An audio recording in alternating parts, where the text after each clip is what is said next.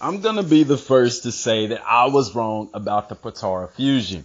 I even though I seen the image and I see that they look like Potara, I just could not see how Dragon Ball Super would make it work that they would be able to use Potara in the Tournament of Power.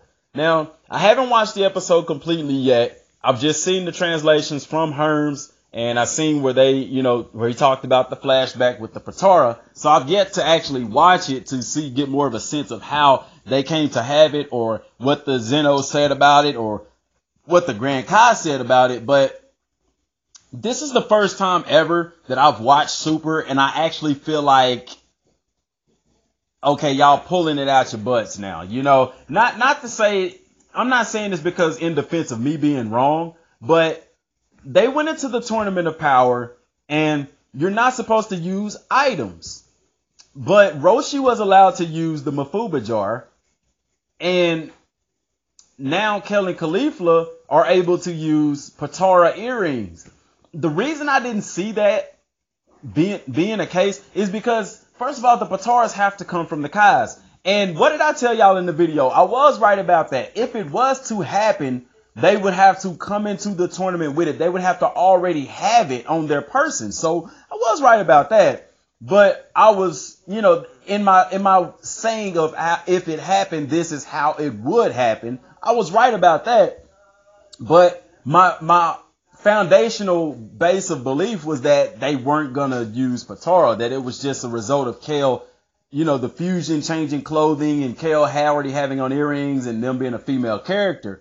But the thing about it is, what does this lead to now?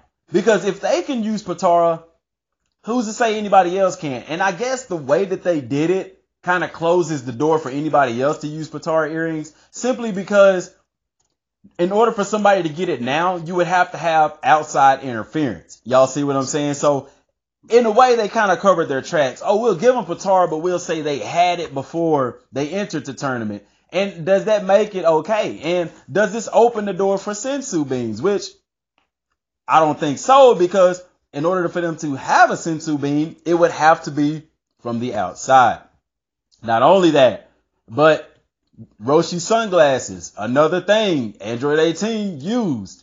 So having rules to say you can't use items and then people clearly using items, it's just, do you see the issues there? You know what I'm saying? But since Goku and Vegeta don't have Potara, are we going to see them use Potara? I don't know. Or are we going to see them fuse? Will we see Gogeta finally make an appearance in Dragon Ball Super? I don't know. Will he become canon in a sense? I don't know. But as far as the Potara go, like I said, y'all, I was wrong about that. I told y'all if I was wrong, that I would admit that I was wrong. I'm admitting that I was wrong. And there's nothing wrong with being wrong, because I feel that my logic, my belief had a lot of validity in it, And like I said, should the Potara even be allowed? Because they are an outside item that's making a character stronger. It's not a technique. It's not something like firing a ki blast or something. You're putting on something. You're using an item that was given to you. It's not something that you learn. You just put it on and it happens. You see what I'm saying?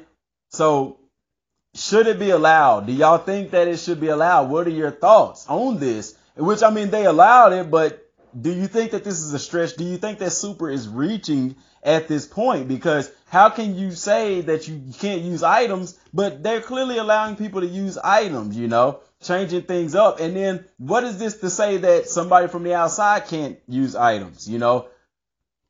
It contradicts itself. You kill Frost for using outside interference, but you don't do anything to Krillin and Tien for giving energy to Goku for his Genkidama. You get what I'm saying? So, are there any rules? And really, I think what this leads to is, will killing eventually be allowed in the Tournament of Power?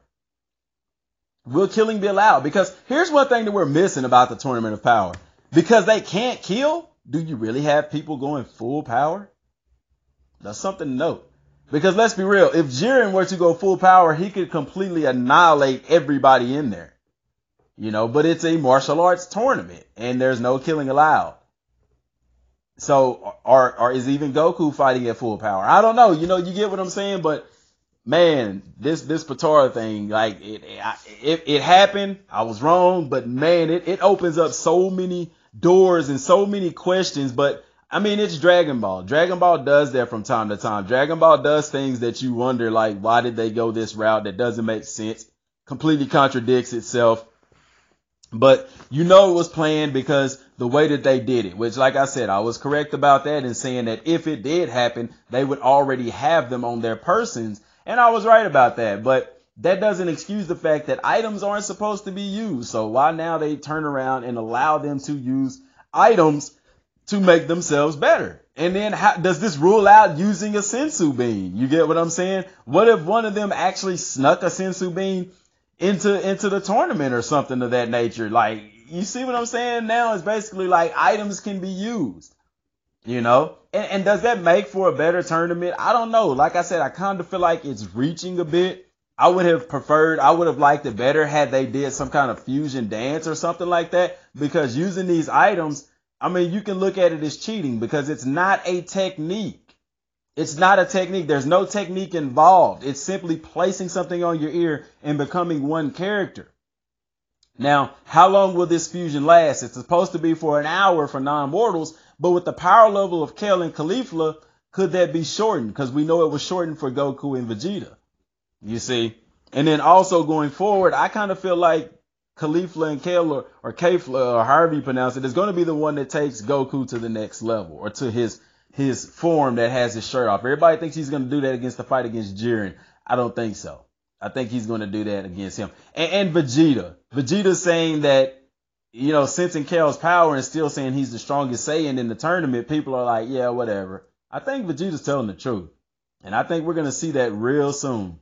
But that's all I got for right now, y'all. Just got to get that out there to say, hey, I was wrong. Nothing wrong with that. I think we need more of that in the community for people to admit when they're wrong. But it's all good. Till next time, y'all. God bless.